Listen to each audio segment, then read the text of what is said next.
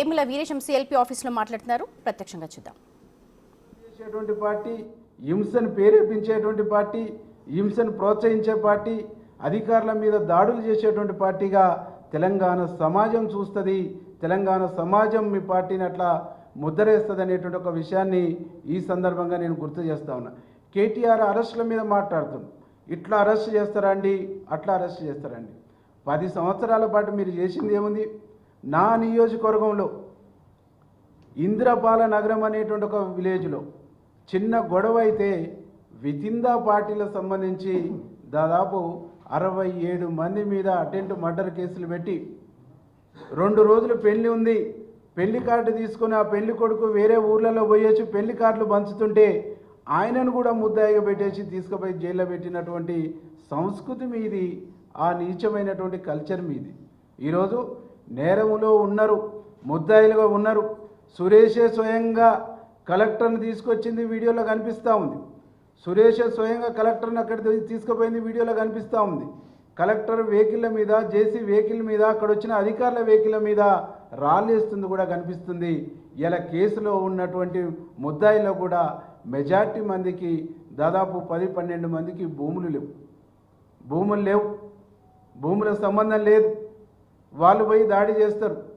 ఆ దాడి జరిగిన తర్వాత ఈరోజు ముద్దాయిగా ఉన్నటువంటి మాజీ ఎమ్మెల్యే మళ్ళీ మొన్న జరిగింది చిన్న ఘటనే, ఇంకా పెద్ద ఘటనలు చేయాలి, ఇంకా ఎదుర్కోవాలి, ఇంకా దాడులు చేయాలి, దాడులు చేస్తే మన కేటీఆర్ని తీసుకొస్తా అని చెప్పేసి స్వయంగా చెప్తాడు.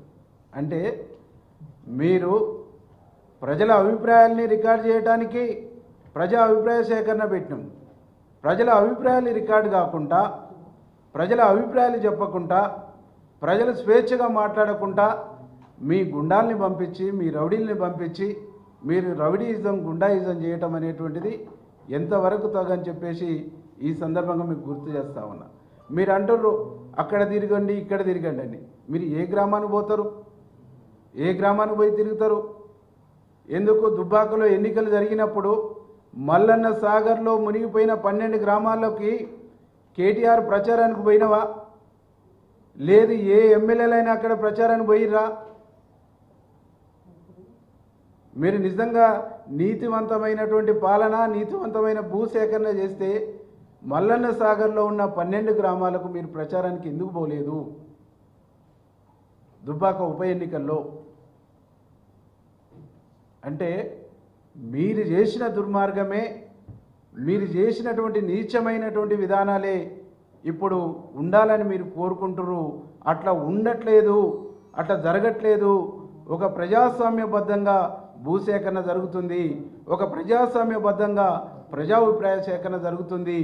ఈ జరగటం ఇష్టం లేకనే ఇది జరగనీయొద్దు, ఇది జరిగితే ప్రభుత్వానికి పేరు వస్తుంది, ఈ ప్రాంతంలో ఉద్యోగాలు వస్తాయి, ఈ ప్రాంతంలో ఉద్యోగాలు రాకుండా, ఇండస్ట్రియల్ డెవలప్మెంట్ రాకుండా, ఈ ప్రాంతంలో భూముల రేట్లు పెరగకుండా, ఆ ప్రాంతంలో భూములు ఖరీదు పెరగకుండా మీరు కుట్రపూరితమైనటువంటి విధానాన్ని, కుట్రపూరితమైనటువంటి వైఖరిని అవలంబిస్తారు.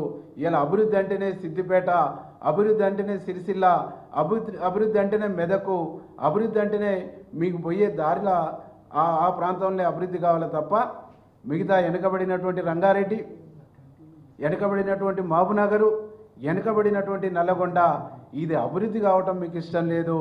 ఈ ప్రాంత ప్రజలు చల్లగుండటం మీకు ఇష్టం లేదు. కాబట్టే ఈ దుర్మార్గానికి ఒడిగడుతుండ్రు, కాబట్టే ఈ దుర్మార్గాలకు పాల్పడుతుర్రు. ఈ దుర్మార్గాలు ఇవన్నీ కూడా ఆపుకోవాలని చెప్పేసి హెచ్చరిస్తున్నాం.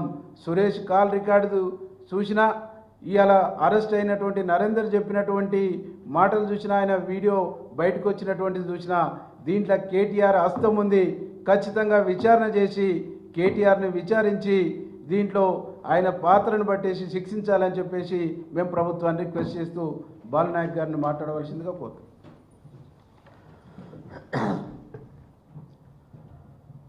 మీడియా మిత్రులకు నమస్కారం. సోదరుడు నగరకాల శాసనసభ్యులు వీరేశం గారు ఇంతకుముందు